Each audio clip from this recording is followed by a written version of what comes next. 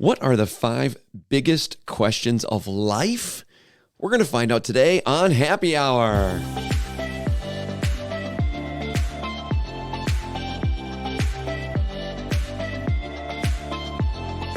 Welcome back to Happy Hour, our podcast for young adults here at the Cathedral of the Most Sacred Heart of Jesus. I'm Rick. And I'm Holly. And we have to discuss something that was just said before I pressed record, which I cleared my throat because I don't like clearing my throat while we're podcasting. And Holly, you kind of had to clear your throat as well, but I'm a little confused by the phraseology of what was used. Now, please tell everybody else exactly what you said to me. I was like, well, I've been signing this morning, so I have not spoken. So it feels like I just woke up. It's the waking up voice, the groggy, Yes, but the way you said it was, my throat is really scratchy. I've been signing all day. I was confused. What does that mean? I was like, how do you do that? How do you sign with your larynx, I guess? I was confused, but that makes a lot more sense that maybe you haven't used it as much. Yes. So in a typical day, because again, will you please remind everybody what field you're going into? Yes, I'm going into deaf education. So I was using American Sign Language this morning at my internship placement. And yes, so sometimes I wake up, I drive to work, and I don't talk until 3 p.m. So it's kind of like I don't have any interaction with some people with talking. So it's a little different.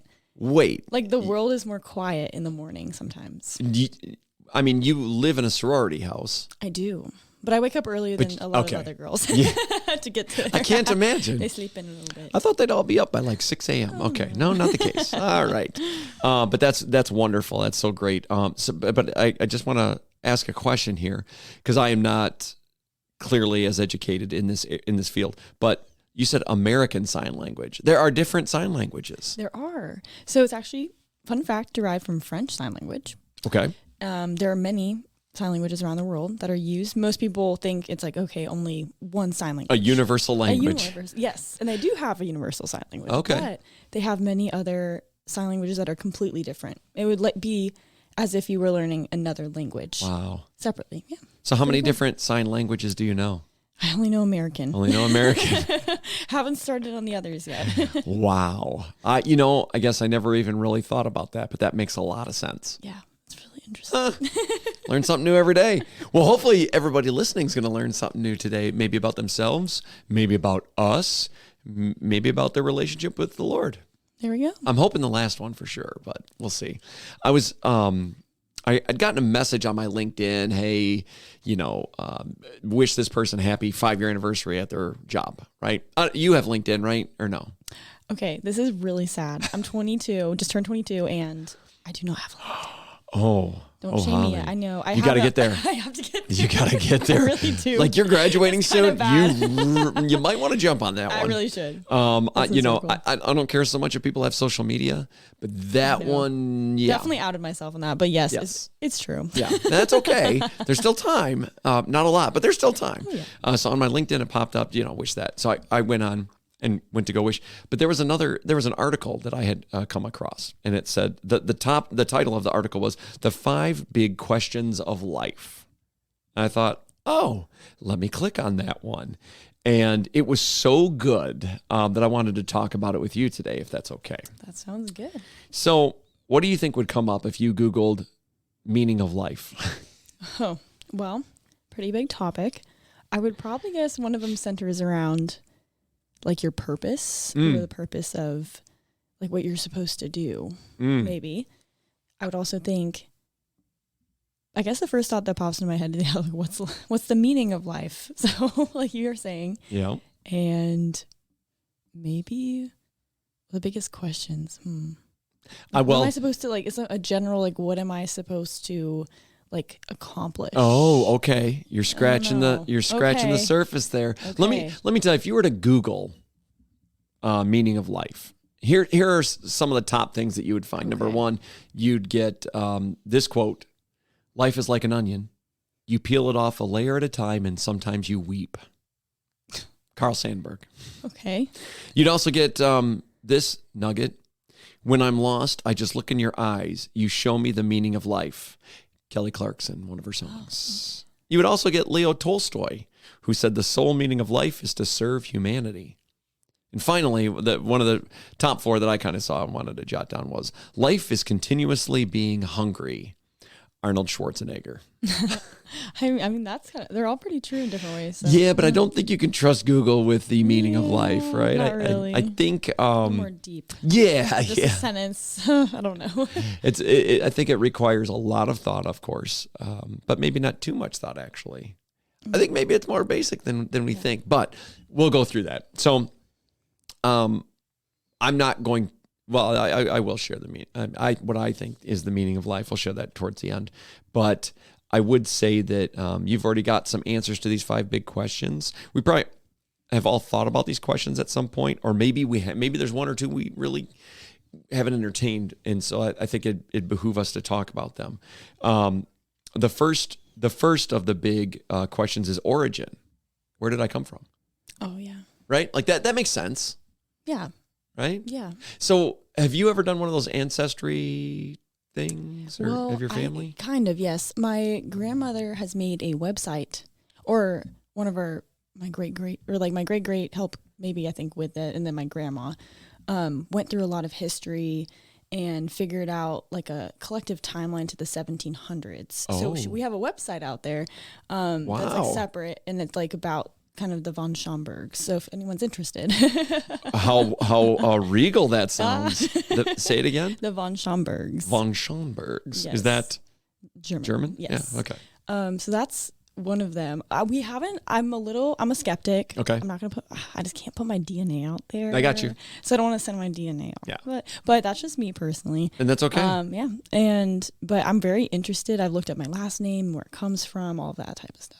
Yeah. How about you? Have you tried any of those? I've not. Websites yet? Okay. I could care less if my DNA's out there or not. He's like, well, when will they make another? I've served my time, whatever. But I would be interested to see if some of my family members have done that. I hear stories about. You always hear stories, kind of. Well, your great grandma was from blah blah blah, whatever. But a lot of people, this is becoming a really big market. This ancestry, like send in your DNA, not just find out from people who know who you were, right? Like, well, we have written records that your ancestors came over in the 1700s from so-and-so, and we have it all. No. With the DNA stuff, you actually get to find out what your ethnicity is and where you come from geographically, right? Yeah. Like very specific regions. And that's pretty neat. That intrigues me. Yeah. I got to be honest. It is really interesting. It is interesting. It is. Yeah.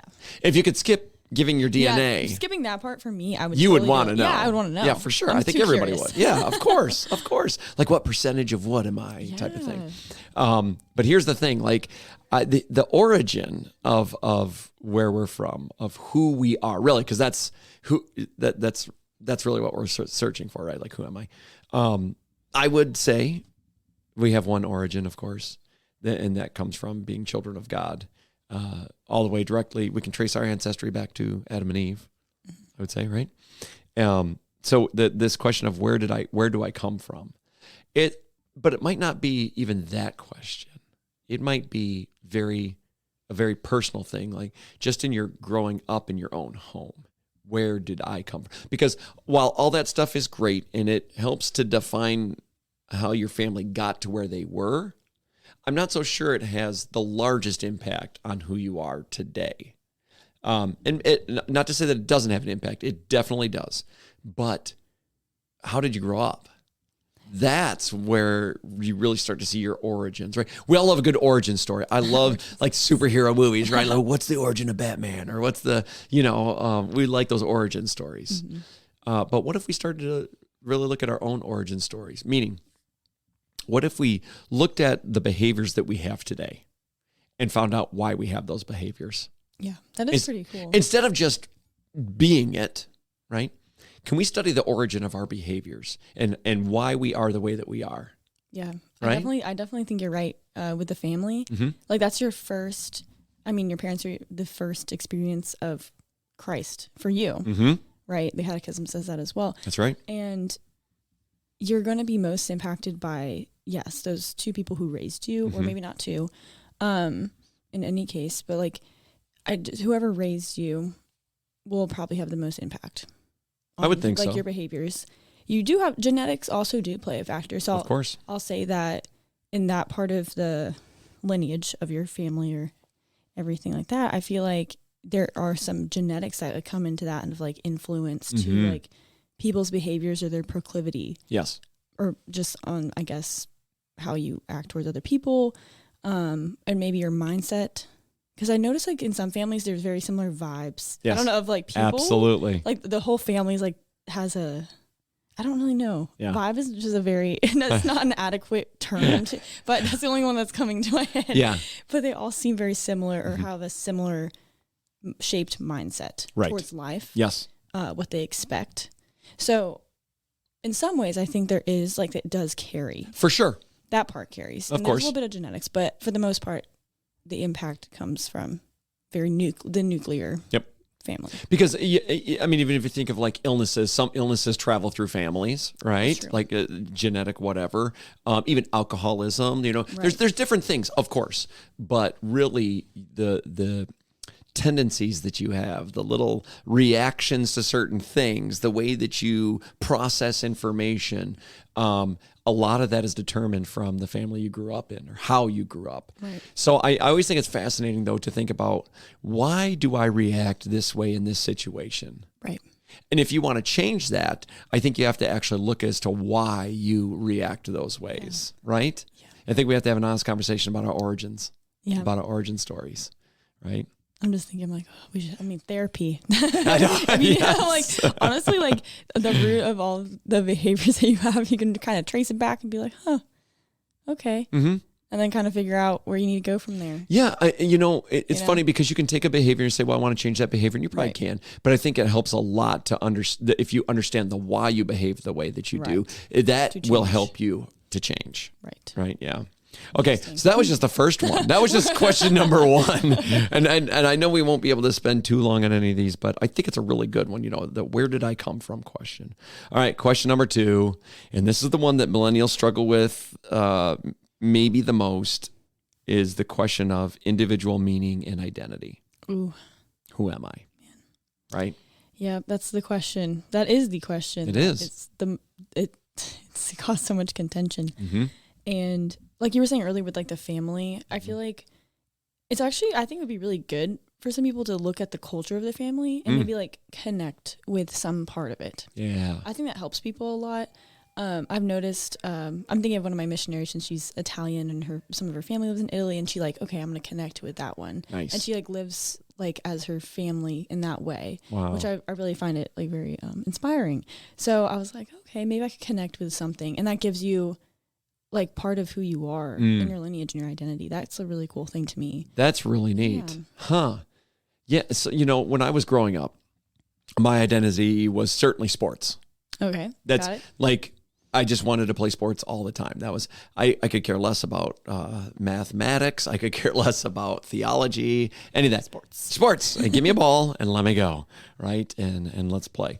I think though, as I grew to understand a bit more about myself and into myself, I realized that sports was not my identity, right? And so, but then what is, right? Because as you get older, sports get a lot harder if you want to keep being in competition, and fewer people can identify with it, almost with that. Yes, exactly. Now you can do it recreationally, of course, but really as an identity, that kind of lessens over time. So who are you? Like what is your identity?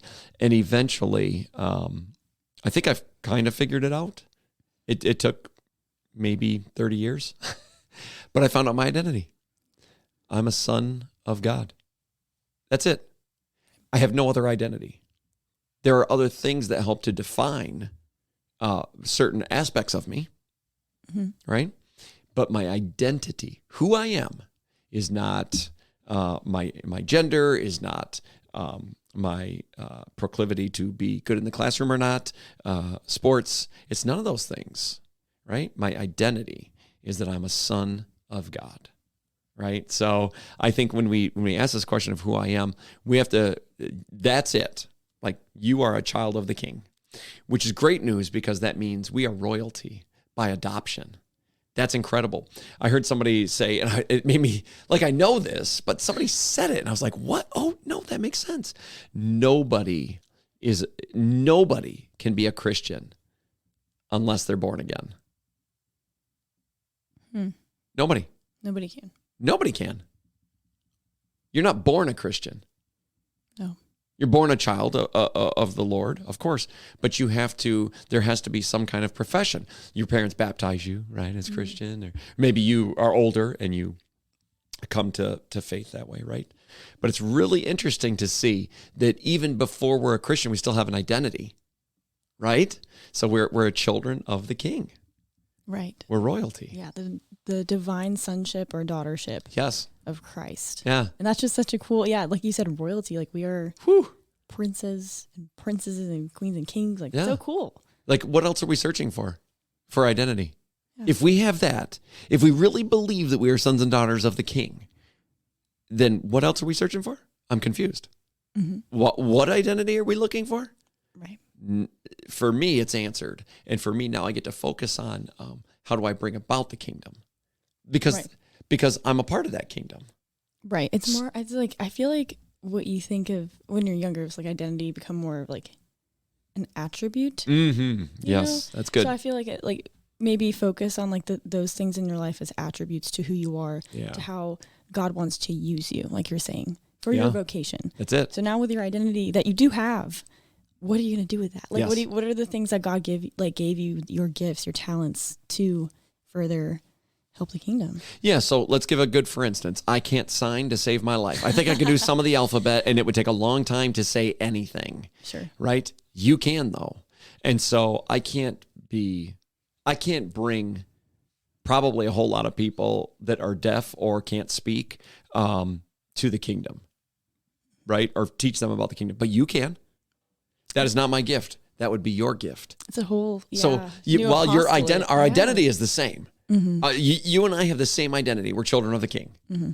How that plays out is much different, right? Absolutely. So I think sometimes we focus maybe too much on our, it's not that we focus too much on our identity. I think it's that we focus too much on pieces of who we are, but not our identity. And we try to make the pieces the identity. Right. Does that make sense? Oh, am I making sense? No, yeah. Okay. I don't know. Maybe I made sense to me. Okay, good. All right, let's move on to number 3. Purpose. Okay. Why am I here? Right? It's interesting too. We demand purpose at work. Even when I was working at McDonald's, way back when I was 15 years old. Mm-hmm. What was my purpose of being? And it was a kind of a daily thing. Like, I'm on fries today. Or and he's like, I need to make money. Yeah. That's Sometimes my purpose of being here. That was the only purpose, let me tell you. But we get so buzzed by our smartphones and we're driving places and we sit and watch shows. I think we're still searching for purpose, right? Like, we can be distracted, but eventually purpose comes knocking. And if you aren't paying attention to it, you realize you have a lack of it. Right?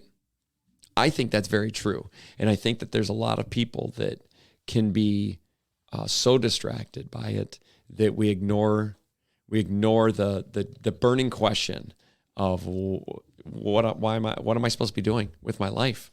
And then we wake up and we're 30 years old and we're, what am I doing? Right? So this big, and this is one of the top 5 questions that people have of life is, why am I here? Well, I got news for you people. I know why you're here. You ready? It's the Baltimore Catechism tells you why you're here. And in the Youth and Young Adult Center, we actually have it on the wall. Oh, really? Okay. Yeah. Here's a bunch of words, like a word wall type thing. But the 3 big words that stand out are the reasons why you're here. It says know, love, serve. Those are the reasons, right? But it's to know God, to love God, and to serve God. That is why we're here. That is our meaning, right? Right. You ever think about that? Ooh, why am I here? Yeah. Simple words, but deep meaning. So we're going right on to number 4, which is morality. Oh, I wouldn't have expected that, Right? actually. How should we live? Oh, how? Okay. Yep. I was like, are people asking more about the morals of, like, I guess with how to live. Mm-hmm. I guess, like, oh man, because everyone has different religions in the world. Everyone has different codes, Yes. culture. Yep. You know, that's very interesting. Let me share with you a quote from, his name is Ryan Alavis, who is the millennial CEO of the Stella Group. Okay. When he was asked about work-life balance, he said this: having everything you want in the office and having everything you want outside of the office. That's how we should live. Have everything that you want inside the office and have everything that you want outside of the office. I don't know how that sits with me. Ooh, I don't know. Yeah. It feels is the word hedonism, like you're Hedonism? hedonism, Mm-hmm. seeking pleasure Mm-hmm. for the sake of it in all situations. Yep. That's kind of what it reminds me of. Yeah. Like there's no sacrifice in that. It kind of it's like I feel like life is it can't be perfect. So Right. how can you expect yourself to have the maximum amount of what you want in it? Yeah. You know? Yeah. So so if that was the case, right, and we all lived with our own morality code, what would that look The like? purge. Yeah, Like, really, I really, that's a honestly. good example.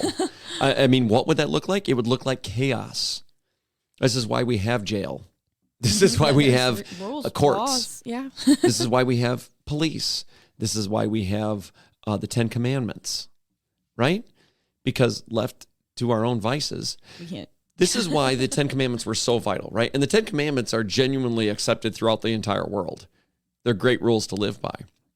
But before the 10 Commandments, it was mass chaos. If you read the scriptures about what it was like before, why do you think the flood came? There were no 10 Commandments. People were living any way they wanted. You want my stuff? You come kill me and take it. Right? Like, It really can you was. imagine that world? It's silly for us to even think that right now, because we've lived in a world that's had the 10 Commandments and has had law and order. And so we've had some chaos for sure, but nothing like what it was before that. Right? So now when we start to look at, oh, well, who sets those rules? Who sets those guidelines? What's right? What's wrong? C.S. Lewis, love him. He said this to get a sense of morality. Think of a country where people were admired for running away in battle, or where a man felt proud of double-crossing all the people who had been kindest to him. You might just as well try to imagine a country where 2 and 2 made 5. Right? So his point is that, religious or not, we believe in concepts of right and wrong. Right. Right. We're naturally, we know what right and wrong is. Yes. So what's permissible, what is best. For us, the morality is outlined in the scriptures, right? And definitely outlined in church teaching as well. So things like love your neighbor, right? Forgive. These things, you have to have a baseline, people. Right. Yes. It can't just be mass chaos. And this is why I think some people don't like religion, though, too. Oh, it has too many rules and everything. Right. It reminds me of Genesis. Right. I mean, one of the first questions that you're saying was like, like, I guess, like, why are we here? Mm-hmm. And this goes with the rules, and like, why did God make the rule that they couldn't eat from the tree? Well, Right. that wasn't good for them. Mhm. We're made for structure. We're made for these rules, as we've seen the poor examples. Like in the Old Testament where they were not following them, and then there weren't as many. Right. But we actually I feel like we live better as a society if we do almost have more. I mean, Yeah. there's so many laws out there, like we have so many things, but it keeps us safe. That's right. God doesn't want us, he's a parent. Yep. He wants the best for us. That's right. He doesn't want us to, fail or hurt ourselves. I heard one person explain it. At least to me, it was really great. Because a lot of people think that rules are there to shackle us, to bind us, right? To put chains on us. But here's the reality. Let's just say we let somebody who may be addicted to drugs. Just go ahead and, because we love you, we're just going to let you do what you want. So you go ahead and if you're get addicted to drugs, guess what? It's really hard to get off the drugs, right? It's difficult. It's really difficult. And if we just let somebody just go spiral down that, they're actually chained to the drugs, right? They are shackled by that. They can't get out. They can't break free from that. So the rules actually set them free. They don't bind them. It's the bad things that bind us. And the rules are what sets us free from all of the bad. Right. Right? I feel like we've flipped it. Yeah. The devil flips what's good. Of course. So yeah. What your concept, I like how you explain that. What we've said that rules are bad and you can do whatever you want. Right. And now it's flipped because it's like, okay, that doesn't make any sense. that really is opposite of what reality is. Right. But we just think Yikes. that, well, let me do what I want. Well, hold on. Why? If I love you, why would I let you do whatever you want? I wouldn't. Like raising my children, I wouldn't let them do whatever they want. Like there's some things, yeah, I agree. Yes, do that. But then there are other things, eat ice cream for breakfast. I'm not going to let you do it. It's not going to happen. It's not good for you, but I want to. That's nice. You're not going to. So we have to kind of be honest with that assessment of morality. And sometimes we're not going to like some of the teachings, but we do have to lean into them because they are for our good. All right, final one. Ready? So let me recap. Number 1 was, where did I come from? Number 2 is, who am I? Number 3 is, why am I here? Number 4 is, how should I live? Which would naturally lead us to number 5. Where am I going? Where are we going? Where are we going? Where am I going? My goodness. Destiny. What's your destiny? I don't know how I feel about that You're word. about graduating here, Holly, so... I don't like that word. Yeah, what is your destiny? That's a great question. Mm-hmm. There's a lot of things I don't know, and I have to be comfortable with that. Yes, I've been definitely learning that. Yeah. I'm like, well, there's a lot of things like, okay, where's my job going to be? Where am I going to be in the U.S.? Where, there's a lot of unknown. Yeah. It's funny because looking back on my life so far, I would never have planned it out this way. No. There's no way. I could never have envisioned all of my stops. Right. There isn't.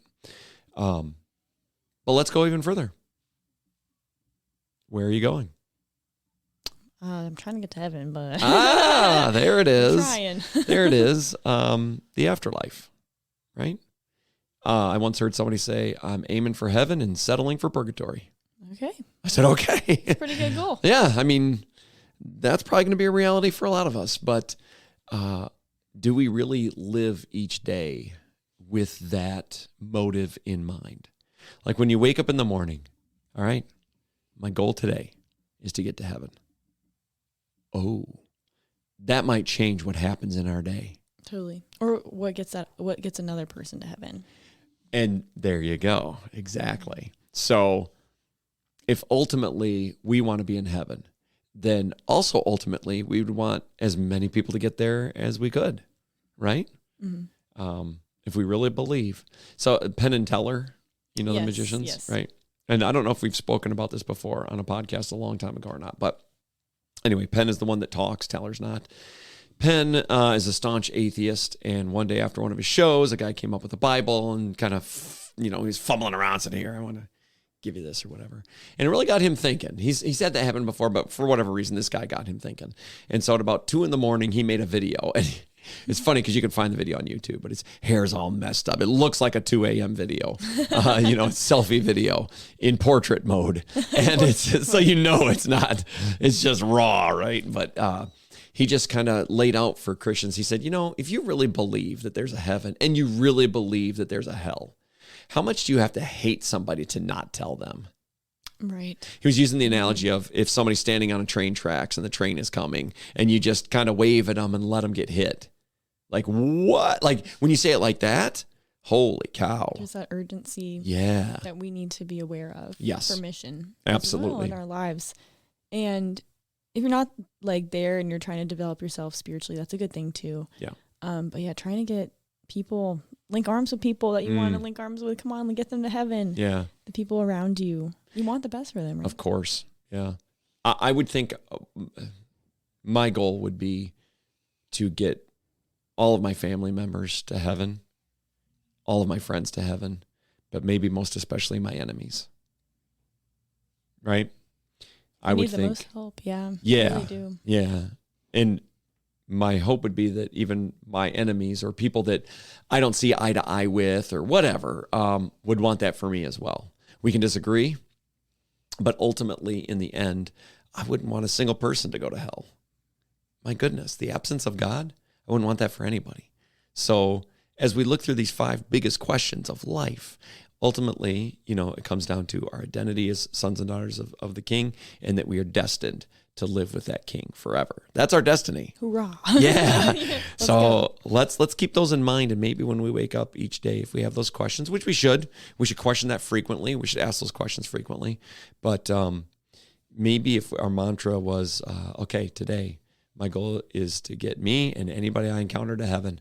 Oh, it would change everything. I think it would really give us a good focus. So that's gonna be my focus for a while, I think, Holly. Yeah, I think it's a really good focus. I want to try to implement that more with the people around me too. Mm-hmm.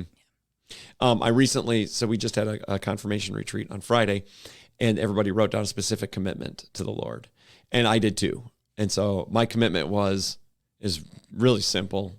It's an old prayer, old scripture, actually, I think too. God, more of you, less of me. That's it. So when I wake up in the morning, that's the first thing I say. More of you, less of me. And I think that'll tie in beautifully with trying to get others and myself to heaven. So, all right, if you have enjoyed this and the 5 biggest questions that people ask, like, share, subscribe. It really does help, so please do that. And we really enjoy conversations and hope you do as well. We look forward to seeing you next time on Happy Hour.